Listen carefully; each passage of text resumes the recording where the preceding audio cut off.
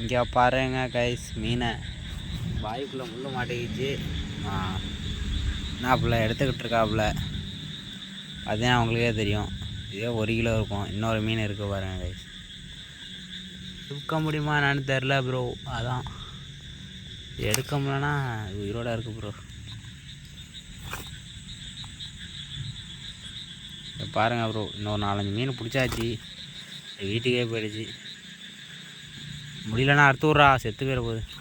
எடுத்துட்டா கடிக்க வச்சாம விட்டு நல்லா இருக்கும். பேரட்ஸ்லாம் பேசக்கூடாது ப்ரோ. இங்கே பாருங்க ப்ரோ, அருமையான மீன். இல்லைடா டக்குன்னு. அவ்வளோதான் ப்ரோ, எடுத்தாச்சு. முள்ளை தான் ப்ரோ எடுக்கல. அதை பிடிச்சில்றா.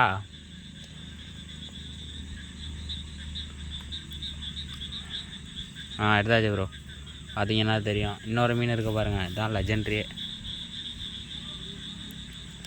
அதை பாருங்க கைஸ், நமக்கு பார்த்தீங்கன்னா தெரியும்.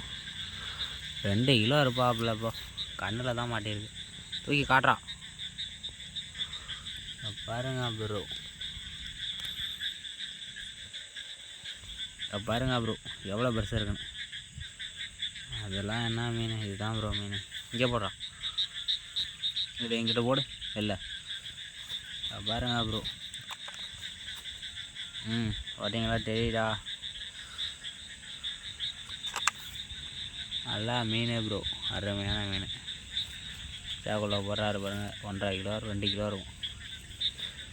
அவ்வளோதான் ப்ரோ, சிக்கலை கொடுத்தாச்சு. முள்ளு மாட்டிக்கிச்சு ப்ரோ.